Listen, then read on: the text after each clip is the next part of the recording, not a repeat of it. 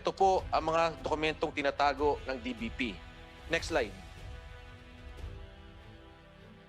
Ito naman po yung nangyari. Minutes of the 2004 meeting, December 16, minutes number 39. Ito po ang mga members present. Ito, andyan ang chairman, vice chairman, and the directors. May tanong lang po ako. Chairman Anyagas was there? Tama po ba? Who can answer me? Corsec of the board. Based on that document, Mr. Chairman, Mr. Nanyagas was present in that meeting. Who else were present? Sino po bang nagdumpa nung aprubahan to? Like the same answer, Mr. Chairman, those named therein. Can you state them for the record? Yes, sir. The others present are Honorable Reynaldo G. David, who is the Vice Chairman, and the following members of the Board of Directors. Honorable Fernando T. Barican, Honorable Elidio V. Jimenez, Honorable Alexander R. Magno, Honorable Ricardo G. Nepomuceno Jr., Honorable Floro F. Oliveros, Honorable Joseph N. Pangilinan, and Honorable Ray Magno Tevez, Mr. Chairman. And the others present? Also present there, Mr. Chairman, are Mr. Jaime De La Rosa as consultant, Senior Executive Vice President Edgardo F. Garcia, Executive Vice President Carlos R. Cruz, Vice President Lutgarta C. Baquirat Peralta, Assistant Vice President Maria L. Ramos, and Attorney Jose Manuel I. Diokno, sir. Would you know the personalities of those people? Like si Mr. De La Rosa is a consultant. Tama po, Attorney Gerlan? Yes, sir, it appears from that document. Yes. And Senior Executive Vice President po si Mr. Edgardo Garcia. Yes, sir. Executive Vice President si Mr. Cruz po. Yes, sir. He was then the Chief Legal Counsel of the Chief Legal Counsel. Then you have the Vice President, Mr. Peralta, Assistant to the Vice President. Is that correct? Assistant Vice President pala. Yes, sir. Yes, sir. Maria Ramos. And then Attorney Diokno. Is this Attorney Chel Diokno? I believe that is him, sir. Bakit nandito rin siya? What is the classification? I am not aware, sir, in what capacity he was present. At any rate, Mr. Chairman, if I may proceed, next slide please. Ito ho ang nakakatakot dyan. Yung special transactions, letter D. Kasi mahaba po to eh. Minutes number 39, December 16, 2004. Ang nilagay po ninyo kanina, and I ask you, Attorney Adjong, di ba ho may JSS na pinirmahan? Joint Solidary Signature. Tama ho? Yes, sir. Number 1, tinanggal nyo yung guarantee. The bridge loan facility and peso loan facilities shall be deemed released, and the bridge banks and peso lenders shall have no further recourse against such benpress guarantees. Yan lang ho ang pinang-ahawakan yung collateral, tinanggal nyo pa. Is that correct? Sir, based on the records available, it appears that the board... Attorney Adjong, it does not appear. It was done. It was approved by the board. It was approved, yes, sir, by the board of directors of DBP. Exactly. Why? Yun lang ang pinanghawakan nyo, ba't nyo tinanggal?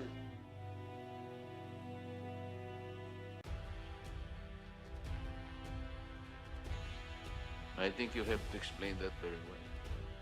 I'm sorry, sir, but I would not be able to personally explain it as I was not present. Who can explain it? Sir, maybe the record that Maybe what? maybe we could subpoena one of those present there, or we can invite first so that those present in that room if they recall it. Yes, Mr. Chair. Pero, again, no, Attorney Jong, pasensya ka na. Hindi naman ikaw to eh. Pero ang pinopoint out ko lang, ito lang ang pinanghawakan ninyo. As an institution, Development Bank of the Philippines. Can you imagine yung tanong kanina, meron naman sa Pablo. Tapos mag-waiver yung mga financial institutions, pabayaan natin yung private. Kanila yun eh. But for government financial institutions to do this, nakakatakot. Yung 1 billion na yun, from day one, laway. Because the only guarantee you had, yun lang pong garantiya na pinanghawakan nyo, tinanggal. Now, number 2, tingnan nyo po, unconditional waiver, accumulated defaults and penalty fees. Default and penalty fees. As of December 31, yung pong hindi nila pagbayad, may mga default sila, may mga penalty. 144 million, tinanggal nyo. Tama po ba, Atty. Jong? Based on record, sir, it appears it was Atty. Jong, do not sir. say it appears because you were there and you know this. I mean, you are Sir, I'm there. sorry, I in was the- not there po. I was not I know. present. What I'm saying is, kasama kasi ito institution. No? Again, Atty. Jong, hindi ikaw to. For the Pero record, tinanggal ang default and penalty fees. Tama po ba? sir. It's on record, sir. It's on record. So, Mr. Chair, again, I'm bringing this to the committee. Pagka ho tayo nagkautang, alam nyo, sa housing, ang daming ganyan eh. Lalo ngayong krisis. Hindi nakakapagbayad. Hirap na hirap po silang tanggalin yung mga penalties. Hirap na hirap silang tanggalin. Yung mga, may kung ano nung binabayaran po yan. Pag hindi ka nakapagbayad, may interest penalty ka, meron kang mga defaults. Yung mga mahihirap po na bumibili ng bahay sa probinsya, dito sa atin. In fact, we had to go to Congress to request for a law para lang matulungan itong mga mahihirap. Pero itong ganito ho, 144 million. Ilang pamilya na ho yan? Ilang tao na po yan? 144 million, again, was waived by the Development Bank of the Philippines. Next slide, please. Before that, Yes, go Mr. ahead. Chair, Yes, I think, DS Marcoleta. I think I will urge the Honorable Defensor to probably ask the regulator of the banks and quasi-banks, the central bank, what did the central bank do, or did the central bank know about this, considering that they are the regulatory agency?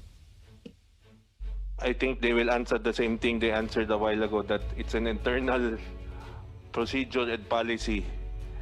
But the problem, Mr. Chair, this internal policy affects the interests of the entire country and its people.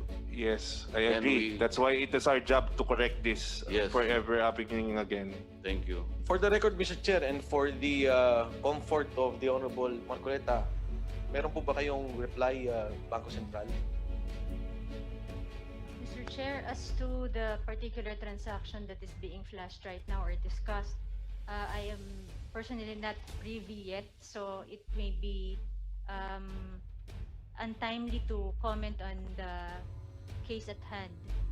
But perhaps it would be helpful to say that we conduct on-site examinations, and part of our examination procedures is, of course, to look into the propriety of certain transactions of the bank if it is in scope in our examination.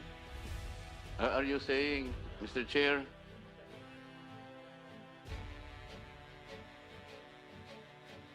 Mr. Chair, does Yes, the DS Marcoleta. Given that kind of answer, are we made to understand that the central bank does nothing in regard to its regulatory function, like looking into the contracts entered by the debtor and the FIs involved? Because considering that all these are money of the people, I think central bank has an active role in being able to look into all this, particularly the examples already made that even transactions with no collaterals based on JSS only, and there is an action removing the very assurance that those loans can be collected.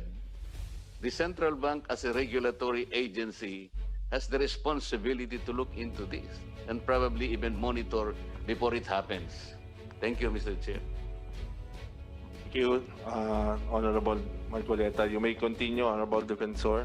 Thank you. Mr. Chair, before I ask this question, ito po yung special purpose vehicle law I'd like to make a suggestion to your humble representation. Yes, Maybe Mr. we could invite the chairman then, Vitaliano Naniagas, to shed light on these transactions. What do you think? I have no problem with that, Mr. Chair. But I think, para sa akin, no, malinaw eh. Ito yung nangyari, klaro sa akin yung mga... Hindi, yung actions frame of taken. mind nila, bakit sila nagbigay ng mga ganyang concessions, napakalaki. Diba? Yes, Mr. Chair. Okay. May Comsec please invite former chairman DBP Vitaliano Naniagas to the next hearing. Mr. Chair, not only that, because when the minutes of the meeting of the board was presented by Congressman Defensor, it only not involve Laniagas, but other members of the board. And so we have to subpoena them all.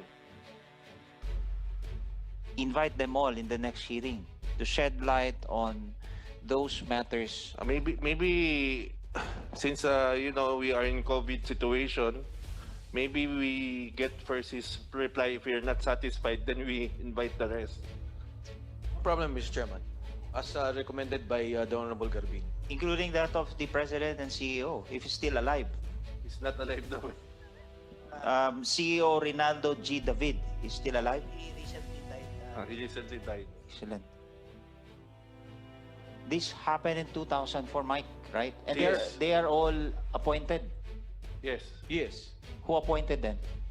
At that time, it was during the time of President Gloria Macapagal Arroyo. Mr. Chair. 2004. 2004. The loans were provided during the time of President Ramos. and President Estrada. Estrada. Yes. Okay. So, Mr. Chair, make it of record that the invitation should be sent to all the members of the board who are still alive right now. Those that have mentioned by Congressman Defensor. Yes, Mr. Chair. Just Mr. invite all of the directors listed in the minutes. Mr. I'd like to ask again Ms. Cube of the Bangko Sentral, and of course the legal is also here.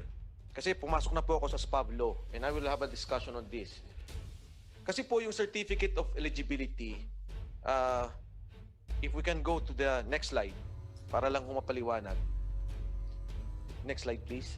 So ito yung batas. Ang nakalagay po dyan, Section 12, letter B. The transfer of non-performing assets from a financial institution, yung FI po, to a special purpose vehicle shall be subject to prior certification of eligibility. Nakalagay na po dyan, guys. So, shall be subject to prior certification. Wala hong qualification. Kung sinasabing meron kang incentive, kung may hiningi ka, sinasabi niya, it shall be subject to prior certification. So I'd like to ask again, the Bangko Sentral ng Pilipinas. Ms. Cube, you mentioned before and you were affirming na, you said in your understanding, no, just to be clear about it, kailangan talaga magkaroon ng certificate of eligibility. So may I know from the Bangko Sentral ng Pilipinas kung ito po talaga ang dapat na proseso? Sir, Mr. Chair, as far as banks applying for tax incentives under the SPV Act of 2002, yes, they have to apply with the supervising or the regulator in order to have those NPAs eligible and such that the BSP will be able to issue the COE. Mr. Chair, with your indulgence po, Congressman Mike, in the FIST law, which I said mirrors some of the provisions of the SPV Act, in the FIST law, also Section 12, this was further reiterated, this particular Section 12 of SPV. However, there are certain enhancements, and if I may read, the Ms. Cube, I'm sorry. Yun lang pong dito lang po sa SPV law, kasi ito yung particular concern po natin. Yes, sir. So, ang sinasabi niyo po, bago pumunta yan sa special purpose vehicle, kailangan magkaroon ng approval ng eligibility from the Bangko Sentral ng Pilipinas. As far as the NPAs being enrolled po. Okay, in the so very clear. So, ang sinasabi po ng Bangko Sentral, as the authority, sila po talaga nag-approve, at yan po yung batas, kailangan dumaan sa amin. Babalik po ako sa DBP. Doon po sa 4 na ipinasok nyo special purpose vehicle, tama po ba na ang Maynilad at ang Benpres, kung di ako nagkakamali, walang eligibility? you're correct, Mr. Chair. So tama po. Pero ibinilagay nyo pa rin po sa special purpose vehicle. Yes, Mr. Chair. So thank you for that. At least klaro na po, Mr. Chair, yung nangyari. Kasi pupunta na ako sa next presentation, please. Ito po yung submission nyo sa amin. Next slide, please. Yung next slide na mo, yan. Honorable Mike, Yes. i-clear ko lang kung tao mo itong dalawang nakatayo kasi baka mamaya mabaril na ako eh. Yes, Mr. Chair. Okay, thank you. So, ito po yung sinabit sa atin. Yan po yung inyong kontrata with Lehman Brothers. Next slide. Nakalagay po dyan, certification of eligibility. Mismong sa inyo pong agreement, nire-require kayo ng Lehman. Talagang kailangan may certification of eligibility. So it's coming from DBP, it's coming from Lehman, and I'm very happy that it's clear now with the Bangko Sentral. Dahil noon naman, Ms. Cobe, in fairness to you, sinabi mo na oo. But ngayon, very firm na in-establish natin na talagang kailangan, and DBP is now agreeing to that. Yan po talaga yung kontrata nila. Ngayon, Mr. Chair, ang sinabi po, next slide. Sabi po ni President Herbosa, I just quoted portion of his letter. In the case of non-performing loans and non-performing assets ng Lopez entities, DBP did not condone or write off its NPLs. So yan po yung sinabi niya. Okay, sinasabi niya walang write off, walang condonation. Again, I'll ask Attorney Adjong. So wala pong write off, walang condonation. There was none, sir. Okay. Yung pong 6 billion, di ba hot? 9 na billion kayo? So, nasa libre nyo, 7 na billion, binenta nyo, bumalik sa inyo 3 point something billion. Yung 6 na billion pong natira, ano pong treatment nyo doon? Di ba tinanggal nyo yun, inalis? Honorable Yes, please. Defensor, for accounting treatment, those 60% were booked against reserves. I mean, so the OPB, the 9.6, those are covered with reserves. So the OPB or the value less the payment is a deficit, right?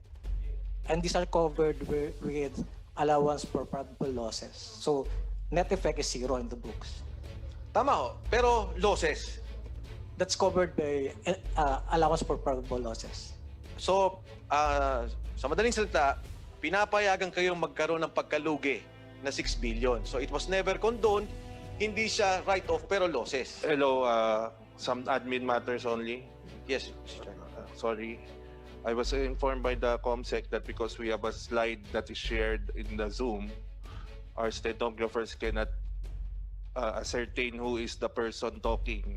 So when you respond, please identify yourself, the resource persons, and please address the chair, not the member, when you answer.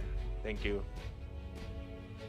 Oh, Mr. Chair, just to be clear again, no, inaano ko lang po, pinapayagan ng DBP na sa kanyang transaksyon, sa kanyang negosyo, kung minsan nalulugi siya.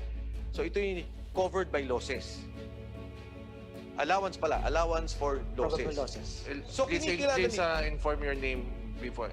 Sorry, Mr. Chair. I'm Romeo Aguilar of DBP. Yes. So Mr. Chair, sa madaling salita, lugi, losses, lugi. Nagkaroon ng pagkalugi. Na pinapayagan naman ng batas. Yes, sir. Okay. Next slide, please.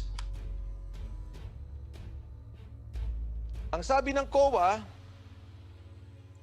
sabi niya, completed the sealed bid, auction of non-performing accounts consisting of SPV eligible.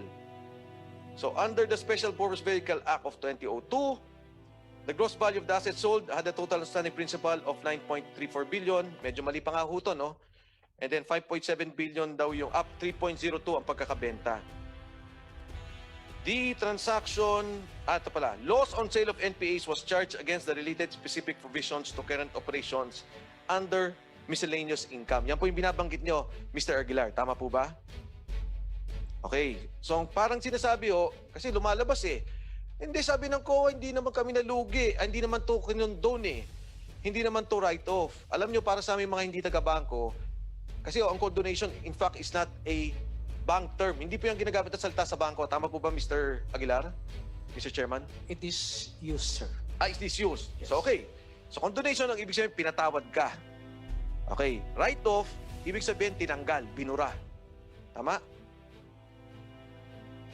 Strictly speaking, for accounting purposes, it's not a write-off or condonation. It's charged against the APL. Yung write-off. It's not a write-off, sir. No. Ang sinasabi ko yung mga definition. Para lang humaklaro. Pag condonation nga, pinatawad ka. Pag write-off, binura. Parang ganun po yung ibig sabihin. Ibang-iba to. Two different words. Anyway, Mr. Chair, let's not debate about the etymology of the words. Pero dito, sinasabi ng COA, No, Mr. based Chair, on the SPV Act, na iyan po ay na-charge ninyo sa inyong provision to current operations na binanggit nyo naman kanina. Tama po ba? Yes. Mr. Chair, I think etymology is very important, lalo na sa mga non-accountants na katulad namin. Kasi sa DVP po, Mr. Chair, pinipilit nila na hindi ni write-off talaga o kaya hindi kinondon. Yun po ang minimaintain ninyo, di ba? Ang sinasabi nyo, dinirecognize nyo lang. Yun ang term nyo eh. Dinirecognize nyo sapagkat ang ginagamit yung dahilan, duman lahat sa proseso sa ilalim ng SPB law. Ibig sabihin, mayroong COE. Ito nga yung Certificate of Eligibility na galing sa Bangko Sentral ng Pilipinas. Desdante. At saka mayroong clean opinion ng COA. Pero, Mr. Chair, kaklaro ko lang, walang certificate of eligibility yung dalawa. Pero nilagay pa rin sa Oo nga, special purpose vehicle. pero ginagamit nga nila eh. Yung term, ang ginamit yung term, de-recognize. Para sa amin, it is a sugar-coated term. Sapagkat, technically speaking, kung ang pag-uusapan ay yung umutang, ay talagang write-off yun doon sa kanyang doon sa kanyang books of accounts. Depende kung sino yung tumitingin eh. Kung ako yung nangutang, okay, ni-write off ko yun doon sa aking book of accounts. Tama? Para sa inyo, walang write-off, walang condonation. Kaya nga, miski natanong natin, Mr. Chair, sa BSP, dito sa kanilang position paper, ang sabi nila, based on available records in BSP, there is no information on loan condonation or write-offs by DBP of the accounting belonging to Ben Press Holdings Corp. Wala talaga tayong makikita.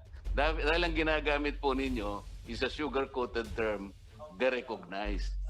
No, sir. Actually, so from DBP's books, these assets were sold to an SPV. So the loan still exists. But the borrower now is the lender now is the Lehman SPV. Brothers. Lehman Brothers. No, Mr. Aguilar. Mr. Chair, That is Mr. from the Chair. SPB. Hello, excuse me. We cannot have three people talking at the same time. Yes. It's still that I'd like to inform the sponsor that he has gone over the time. But since you are the sponsor, we will give you double time.